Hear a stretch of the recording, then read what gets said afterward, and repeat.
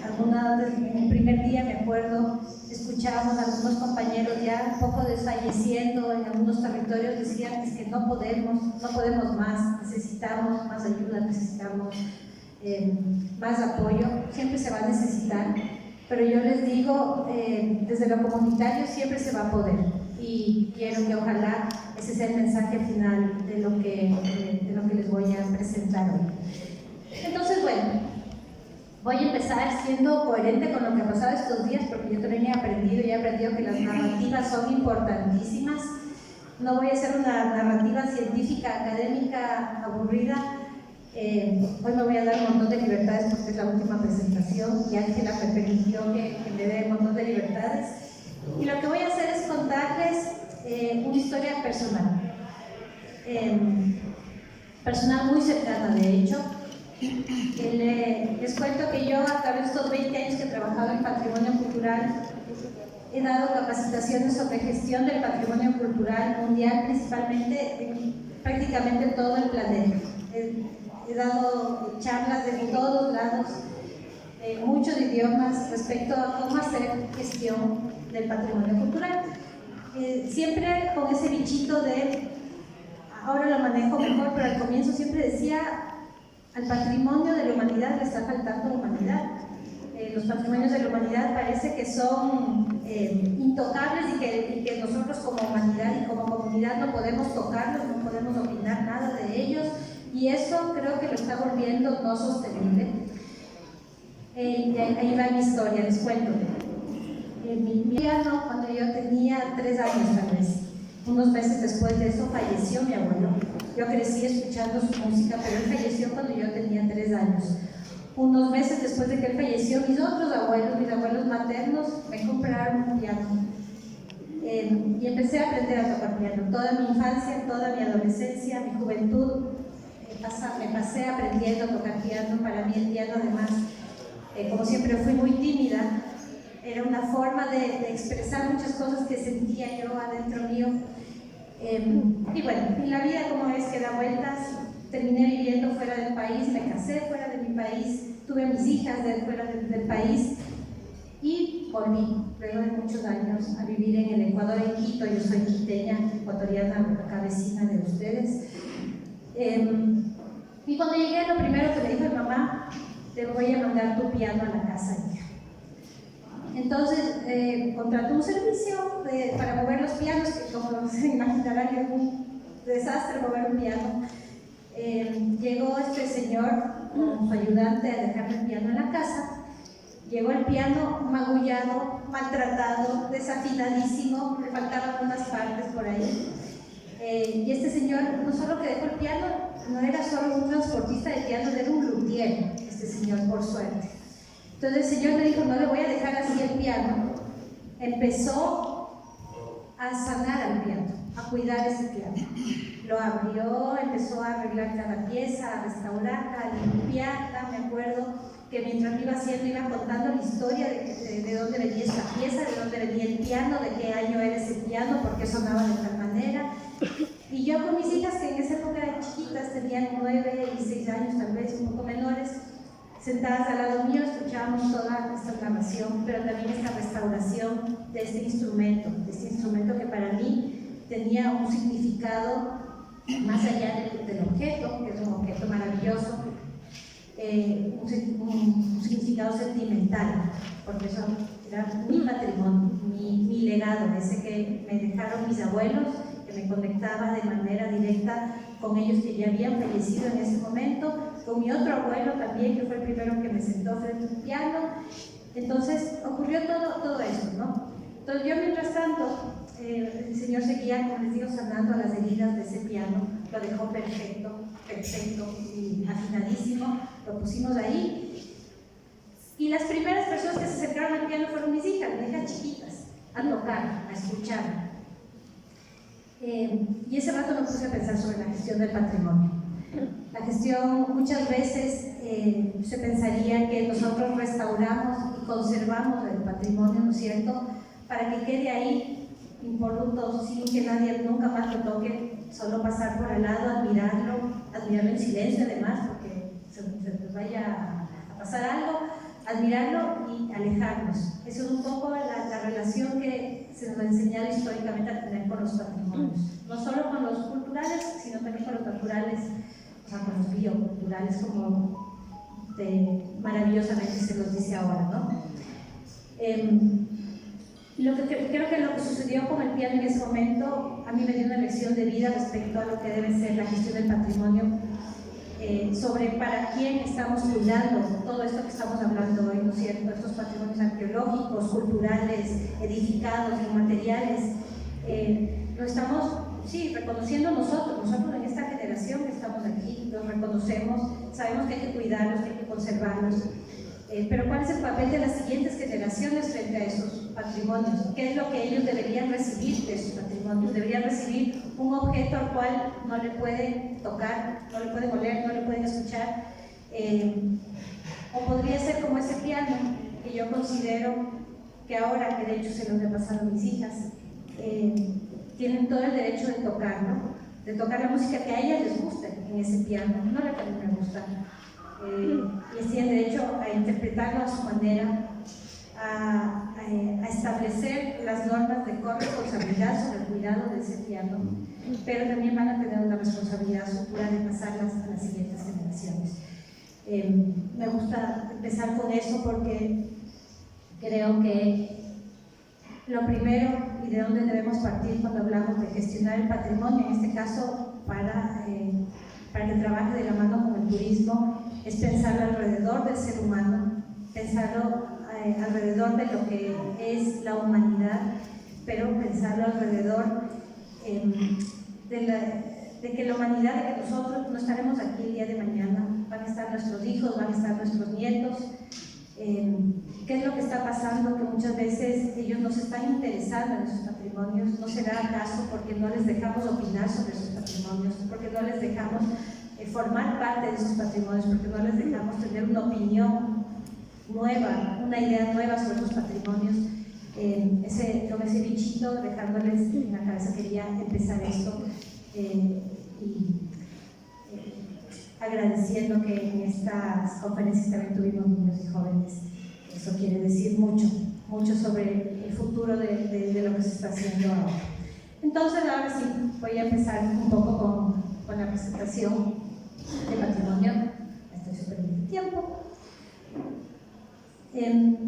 Bueno, esta foto la tomé ayer en este hermoso lugar en Islos, que creo que es una de las muestras más tangibles de que efectivamente no podemos separar el patrimonio natural del cultural. Ya lo hemos hablado en estos días montones de veces.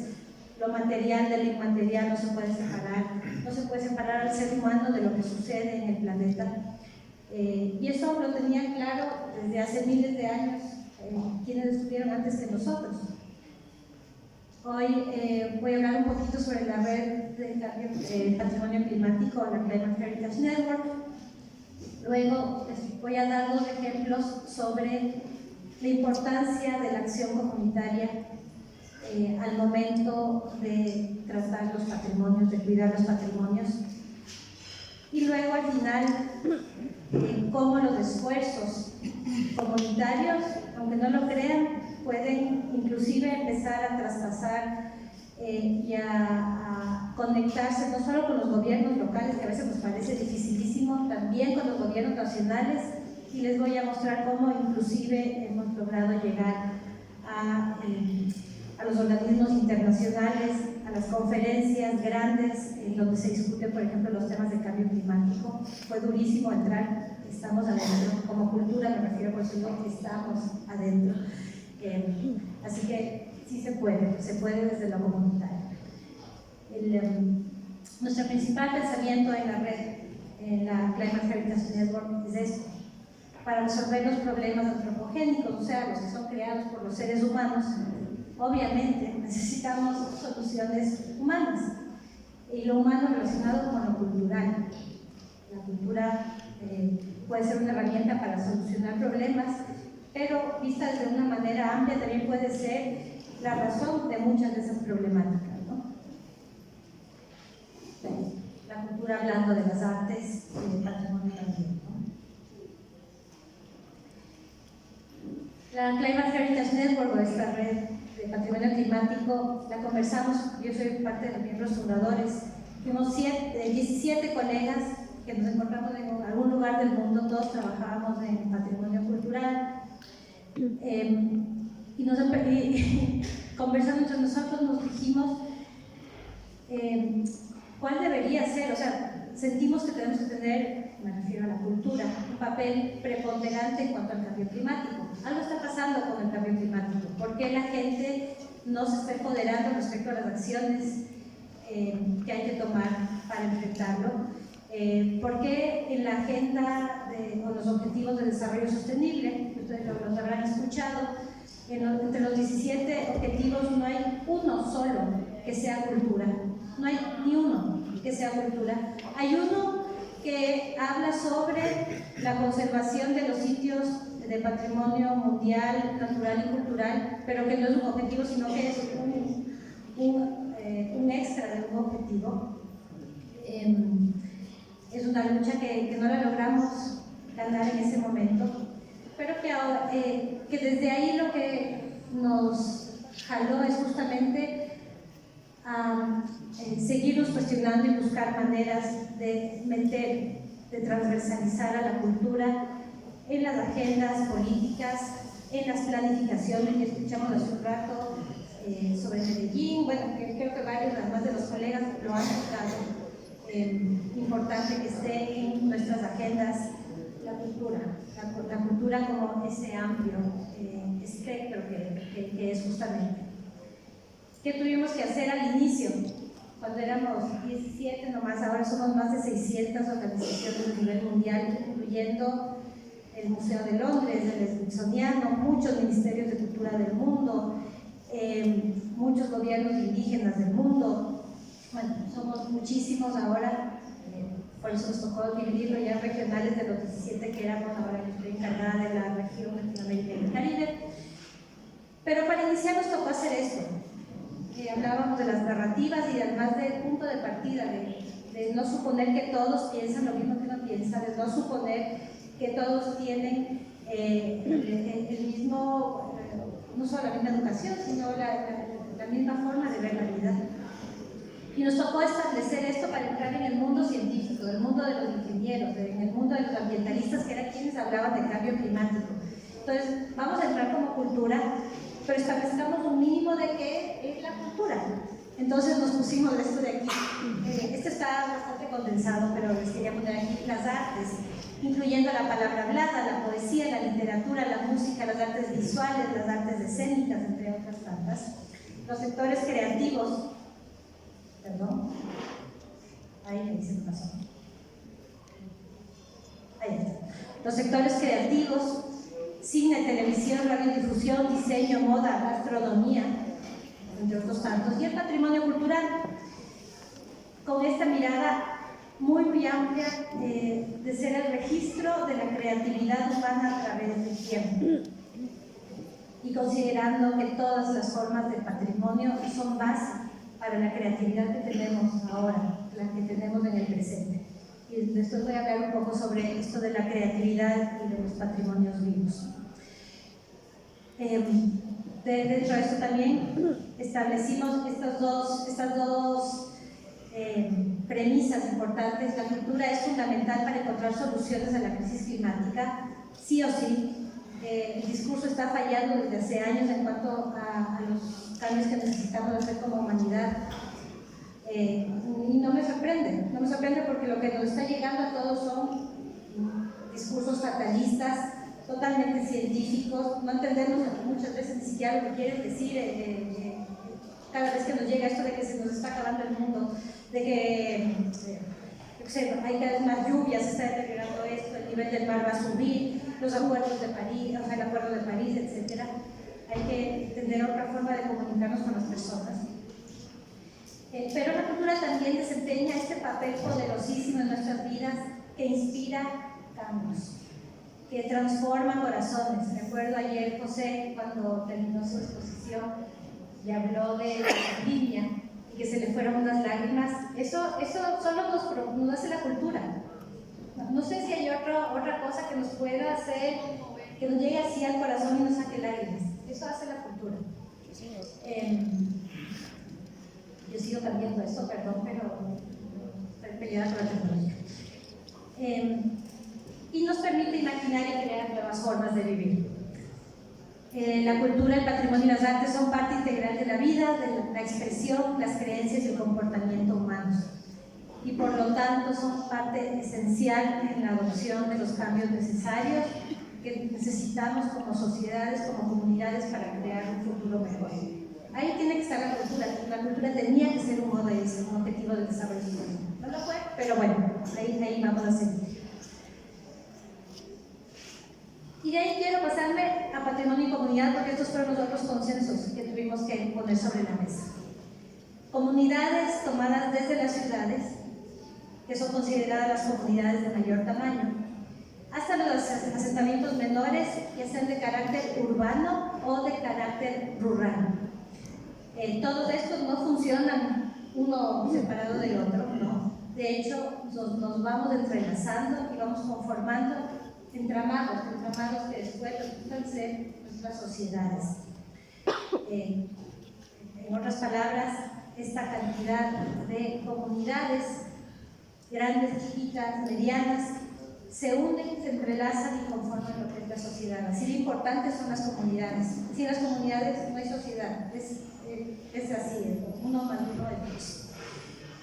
Y la relación entre los legados bioculturales y el ser humano, que es inherente al registro de la creatividad como un proceso histórico, social, de miles de años, sobre la interpretación y la adaptación de las comunidades, de la humanidad, a sus entornos y paisajes. Nosotros, desde que llegamos, hemos puesto el pie en un territorio y lo hemos hecho nuestro. Muchas veces, y antes principalmente, se lo hacía de manera más respetuosa, más simbiótica. Últimamente, por varios factores, resulta que dejó de ser así. Pero tenemos esa memoria, tenemos a los arqueólogos que nos cuentan esas historias de cuando podíamos vivir en unión con la naturaleza. Podemos volver a hacerlo. Los seres humanos nos adaptamos y podemos además cambiar. Ahora cambiar, no se cambió, perdón. Creo que sí, perdón. Así. Sí. Y por último,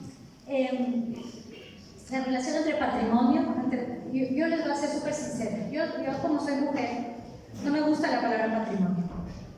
Me parece que tiene un sesgo. Yo siempre uso la palabra legados, pero digamos, bueno, voy a usar patrimonio porque todos entendemos lo que es patrimonio. Pero bueno, los legados están relacionados desde su base con la concepción de lo comunitario o lo que es común para un grupo social. Muchas veces se piensa que se necesita que haya un reconocimiento local, nacional o mundial de una manifestación o de un objeto o de una ciudad para que ese algo sea patrimonio, sea legado, y no es así. Quienes deciden que es importante cuidar para las siguientes generaciones son las comunidades, tenga o no tenga declaratoria.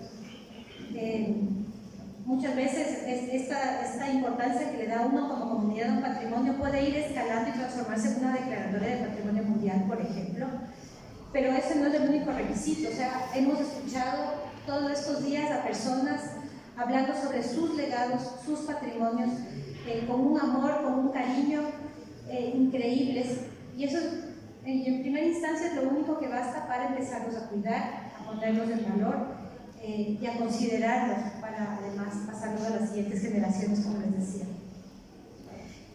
Reconocer la importancia de incluir la perspectiva cultural en las políticas públicas, no va a poner solo la climática internacional, sino que en las políticas públicas, locales, nacionales e internacionales, es valorar la incorporación de acciones resilientes y escalables que ya se están llevando a cabo en los territorios. Todos ustedes tienen ejemplos que nos han dado estos días sobre acciones que se están ya llevando a cabo, sobre justicia social, sobre consecución de derechos, sobre inclusión, sobre conservación de patrimonio, sobre puesta en valor de la cultura.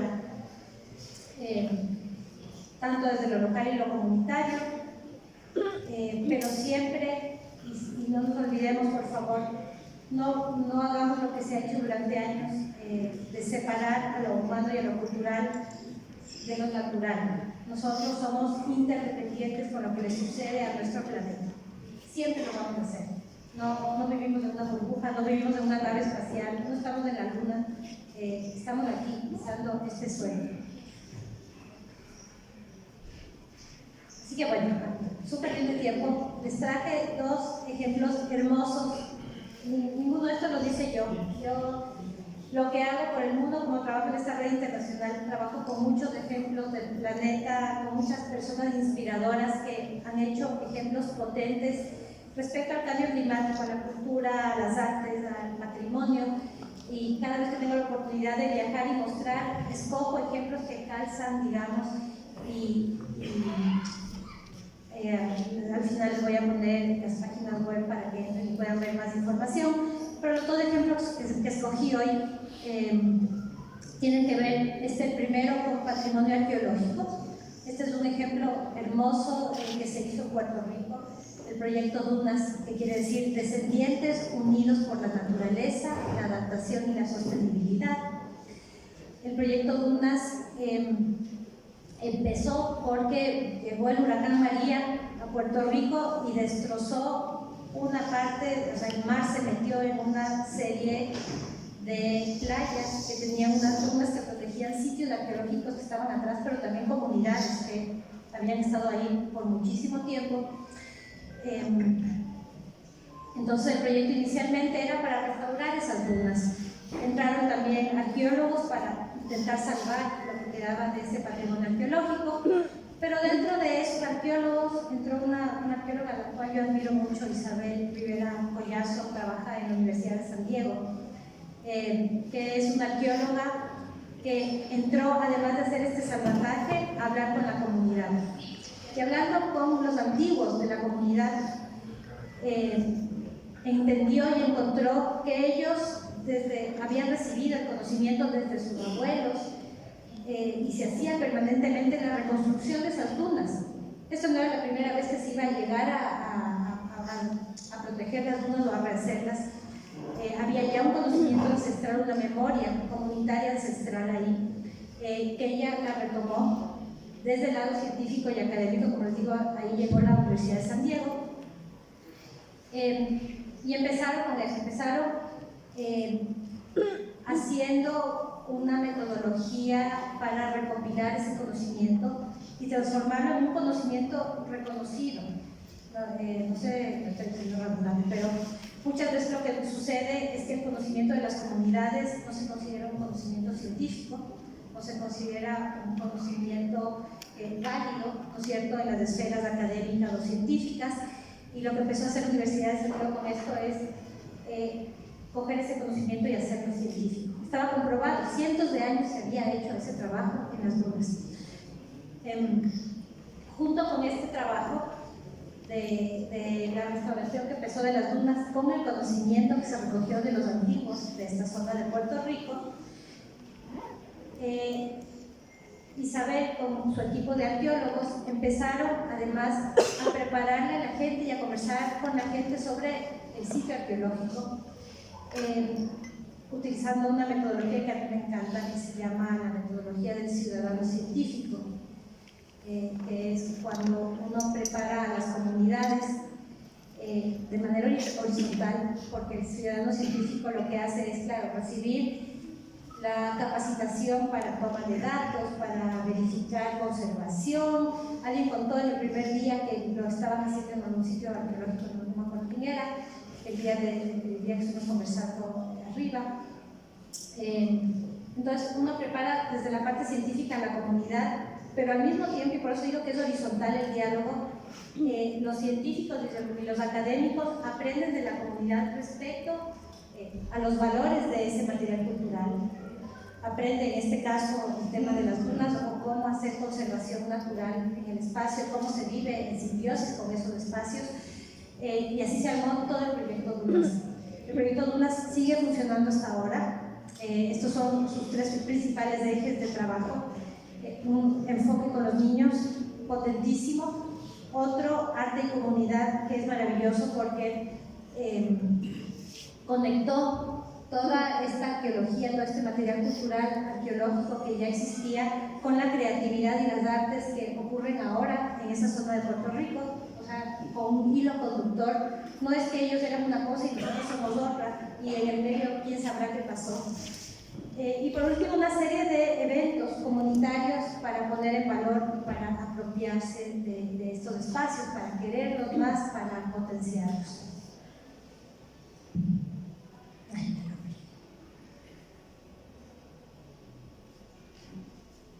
Voy a seguir para no pasarme con los tiempos. Y esto es un poquito de lo que ha ido pasando. Como les digo, más información está ahí en la página web de Dunas, de este proyecto hermoso de Dunas. Ahora ellos inclusive tienen planes para el tema turístico, que nació desde estas mismas conversaciones con la comunidad.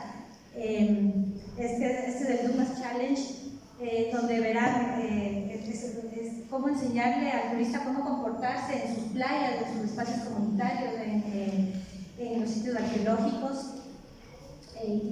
Protege el patrimonio cultural, respeta los esfuerzos de restauración, sé voluntario, participa en la ciencia, en esta metodología del ciudadano científico, comparte lo que está sucediendo aquí, entre otras tantas cosas. Quería contarles que, como les decía antes, hasta el día de hoy funciona el proyecto Dunas, y el proyecto Dunas, por ejemplo, con los otros huracanes, ustedes saben, en el Caribe llegan los huracanes todos los años. La comunidad es quien mide los daños de los huracanes con métodos científicos, se comunican directamente con la Universidad de San Diego, se toman medidas instantáneas, e inclusive la comunidad ha estado ya participando en procesos de conservación preventiva y de conservación emergente en los sitios arqueológicos. Así de potente es la comunidad, y este es uno de los ejemplos que les quería mostrar. La experiencia principal de este proyecto: conoce tu entorno, obsérvalo, protégelo. El ciudadano científico es el actor principal en el territorio. No solo el científico, el ciudadano es el actor principal. El ciudadano, aunque a veces no lo pueda poner en datos, no lo pueda poner en una presentación o con métodos científicos, es quien más conoce su territorio. Es el que más conoce, inclusive más que el municipio, por ejemplo. Yo trabajé en un municipio desde años, pero quien conoce la realidad de primera mano es el ciudadano, es la persona de la comunidad, es la persona que vive en la ruralidad, y ese es el respeto que se merecen esas personas, y así de abiertos tenemos que estar los que estamos desde afuera para entender esas realidades. Y la otra enseñanza importantísima: como habitante y como visitante, haz tu parte, la corresponsabilidad. Todos somos responsables por lo que le sucede al planeta. El que paga, el que no paga, el que visita, el que vive, el que pasó por ahí, nadie está exento de responsabilidades. Este planeta es de todos y todos debemos cuidar. Entonces ese es el primer ejemplo. Y este es el otro. Este sí lo voy a pasar brevemente porque es de un sitio patrimonio natural, el primero declarado por UNESCO, que ese es de mi país, son las Islas Galápagos. Este año cumple, al igual que Quito, mi ciudad, 45 años de haber sido declarados Patrimonio Mundial. Y les voy a contar, no voy a leer esto, como ven, el 97% del territorio es área protegida. En el 3% del territorio vive la comunidad de las Galápagos. Y las Galápagos han recibido una cantidad de recursos económicos enormes para conservación natural, pero enormes. O sea, por darles un dato, todos los años, por ejemplo,